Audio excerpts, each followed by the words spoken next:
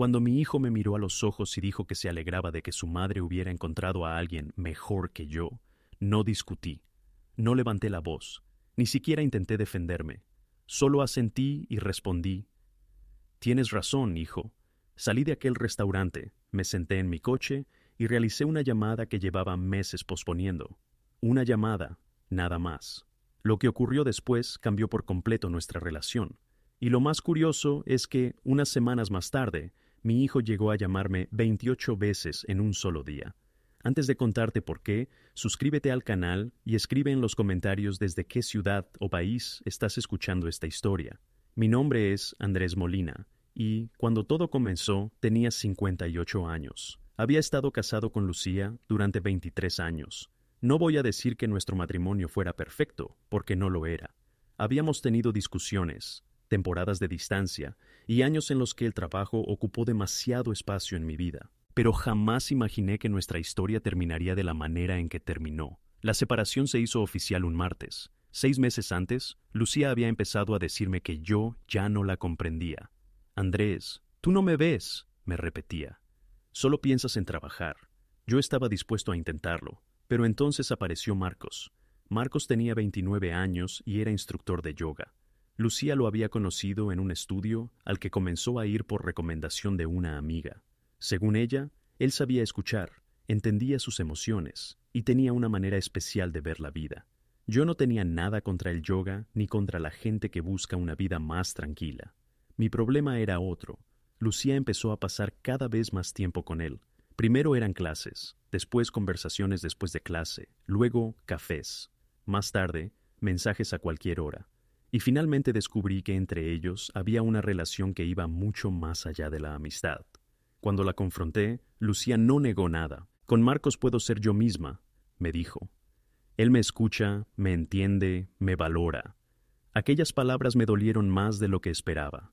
Durante 23 años yo había trabajado para construir una vida estable para nuestra familia.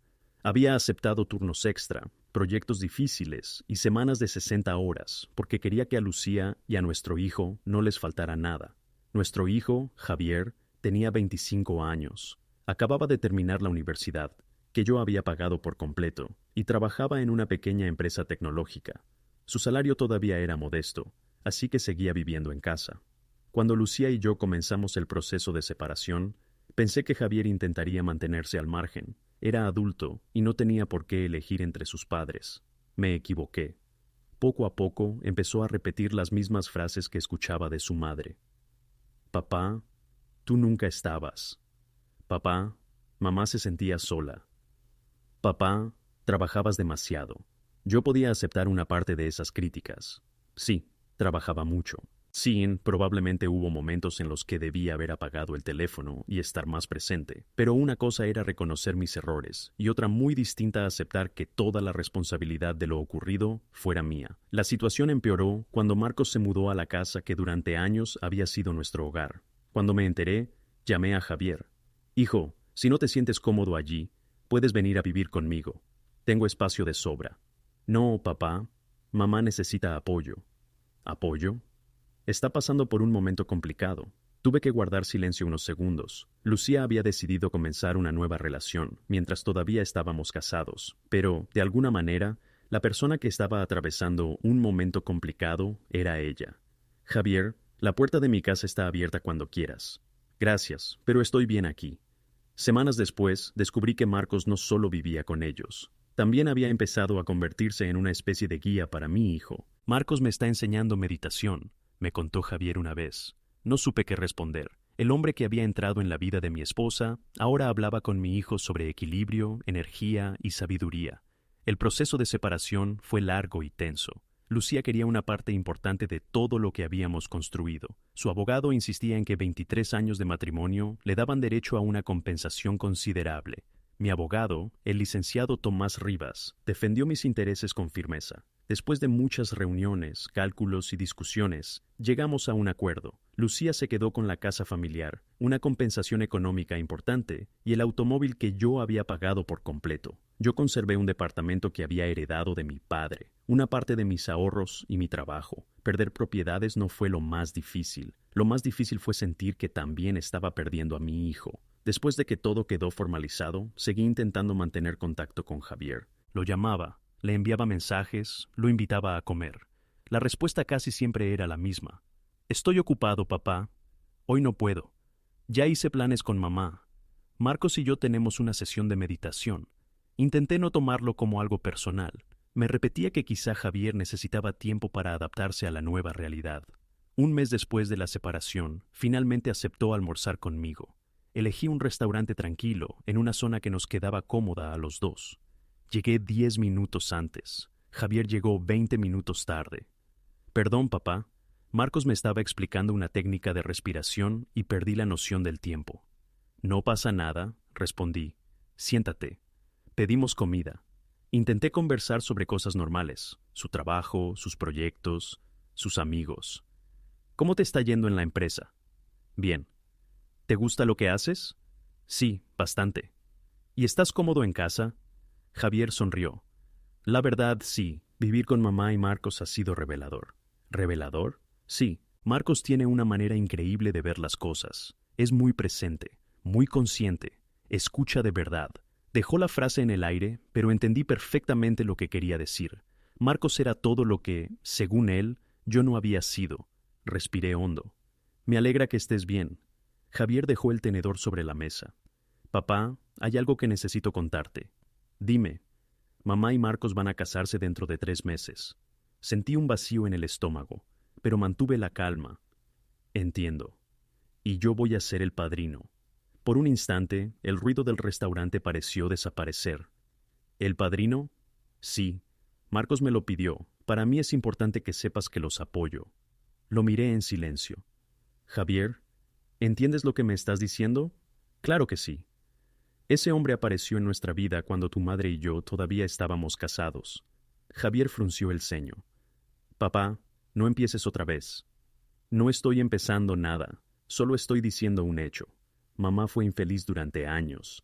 Eso no cambia cómo ocurrieron las cosas. Tú estabas obsesionado con el trabajo, siempre estabas cansado, siempre tenías algo pendiente.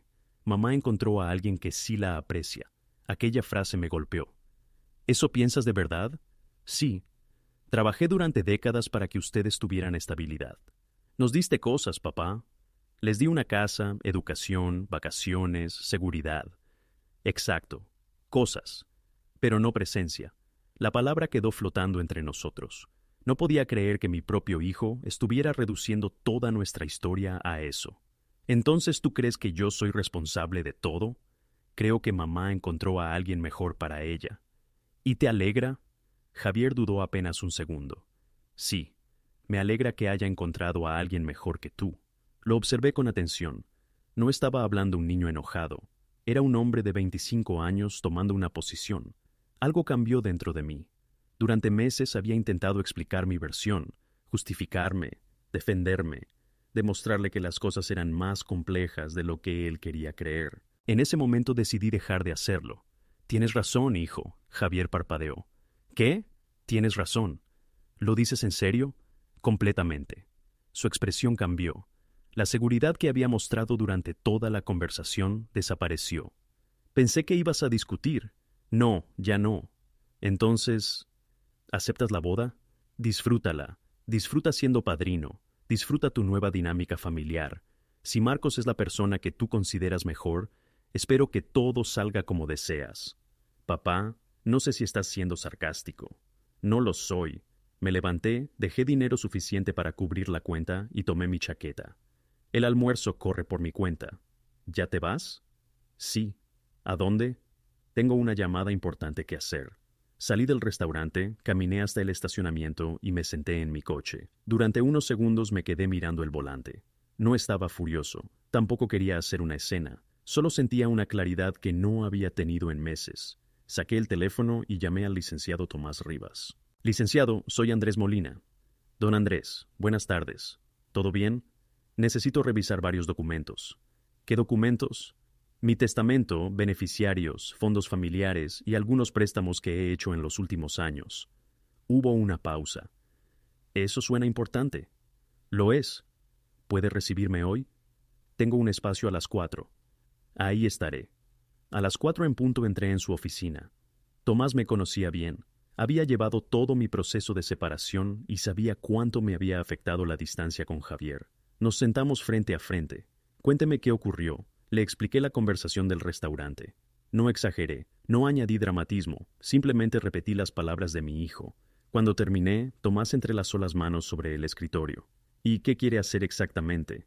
Abrí mi computadora y le mostré una lista que había preparado hacía meses, aunque nunca había tenido el valor de ejecutar. Quiero organizar mis asuntos financieros de acuerdo con mi situación actual. ¿Estás seguro? Sí. Algunas de estas decisiones pueden tener consecuencias familiares importantes. Lo sé. Entonces revisemos todo con calma. Pasamos varias horas analizando documentos. Primero, modifiqué mi testamento. Javier había sido durante años mi principal beneficiario. Decidí cambiarlo. Una parte importante de mi patrimonio quedaría destinada a una fundación que ayudaba a hijos de trabajadores industriales a estudiar ingeniería. Después, revisamos un fondo educativo que había creado para futuros estudios de posgrado de Javier. Había reservado 400,000 pesos para que, si algún día quería estudiar una maestría, no tuviera que preocuparse por el dinero. Decidí cancelar ese fondo y devolver el dinero a mis cuentas personales. También cambié los beneficiarios de una póliza de vida por 2,5 millones de pesos. En lugar de Javier, puse a mis 2 sobrinos, hijos de mi hermana. Hasta ahí, Tomás entendía mis decisiones, pero faltaba lo más delicado. Durante los últimos 7 años yo había transferido a Javier grandes cantidades de dinero. Algunas habían sido ayudas, otras estaban registradas como préstamos familiares. Había dinero para el enganche de su coche, gastos universitarios adicionales, proyectos personales y un viaje de graduación a Europa. Revisamos uno por uno los comprobantes, mensajes y documentos. El total de los préstamos documentados era considerable. Don Andrés, me dijo Tomás, antes de hacer cualquier cosa, hay que distinguir claramente entre regalos y préstamos. Solo podemos reclamar lo que esté respaldado de forma correcta. Perfecto, eso quiero. No me interesaba inventar una deuda. Quería que todo fuera legal y verificable. Después de revisar cada documento, Tomás preparó una notificación formal respecto a las cantidades que sí estaban registradas como préstamos. Con intereses y ajustes correspondientes, la suma total rondaba los 720,000 pesos. ¿Quiere que enviemos la notificación nosotros?, preguntó. No. ¿Prefiere entregarla personalmente? Sí. Piénselo bien. Una conversación así puede ser difícil. Ya lo pensé. Esa noche casi no dormí. No porque dudara de la decisión, sino porque sabía que a partir del día siguiente nada volvería a ser igual. A la mañana siguiente conduje hasta la casa donde había vivido durante tantos años. Toqué el timbre. Marcos abrió. Estaba descalzo, con ropa deportiva y el cabello recogido. Andrés, ¿qué haces aquí? Vengo a ver a Javier. Está meditando. Dile que baje, es importante. Lucía apareció detrás de él. Andrés, no puedes presentarte sin avisar. No he venido a discutir contigo, solo necesito hablar con nuestro hijo. Javier bajó unos minutos después, visiblemente molesto. Papá, estaba en medio de una sesión. No te quitaré mucho tiempo. Llevaba un sobre grueso en la mano. ¿Podemos hablar en privado? Javier miró a su madre y a Marcos. Lo que tengas que decirme puedes decirlo aquí, asentí. Está bien, le entregué el sobre. ¿Y qué es esto? Ábrelo. Javier sacó los documentos. Comenzó a leer. Su expresión cambió muy rápido. Primero curiosidad, después confusión, luego preocupación. Papá, ¿qué significa esto? Es la documentación relacionada con los préstamos que te hice durante los últimos años. ¿Préstamos? Los que están registrados como tales. ¿Y por qué me estás entregando esto ahora? Porque he decidido ordenar mis asuntos financieros. Javier siguió leyendo. Aquí dice que tengo 30 días para responder. Correcto. ¿Me estás cobrando todo? Estoy formalizando lo que quedó documentado. Lucía dio un paso hacia nosotros. Andrés, esto es absurdo. La miré. Lucía, esto es un asunto entre Javier y yo. Es nuestro hijo, y es un adulto. Javier levantó la voz. Yo no tengo ese dinero. Entonces tendrás que hablar con el abogado y revisar las opciones de pago. ¿Quieres que venda mi coche? Eso depende de ti. Tú me ayudaste a comprarlo. Y una parte de esa ayuda quedó registrada como préstamo. Javier negó con la cabeza. Esto es una represalia. No, es una decisión financiera. Por lo que te dije ayer, lo miré directamente. Lo que dijiste ayer me ayudó a entender cómo ves nuestra relación. Estaba molesto. Puede ser, Pero tus palabras fueron muy claras. Marcos intervino con tono sereno. Andrés, creo que todos estamos cargando mucha energía negativa. Quizás sería mejor hablar desde la compasión. Giré hacia él. Marcos, respeto que tengas tu forma de ver la vida, pero esta conversación no te corresponde. Solo intento ayudar. Entonces ayuda respetando los límites. Volví a mirar a Javier. Tienes los documentos. Léelos con calma. Si tienes preguntas, habla con el licenciado Rivas. Papá, soy tu hijo. Precisamente por eso te di oportunidades, apoyo y tiempo durante años. Entonces, ¿todo lo que hiciste por mí tenía un precio? No. Y muchas cosas siguen sin tenerlo, pero lo que fue registrado como préstamo sigue siendo un préstamo. No puedo creer esto. Yo tampoco podía creer algunas cosas que escuché ayer. Lucía se cruzó de brazos. Estás actuando desde el resentimiento. No, si actuara desde el resentimiento, estaría gritando. Estoy actuando desde la claridad. Javier sostuvo los papeles con las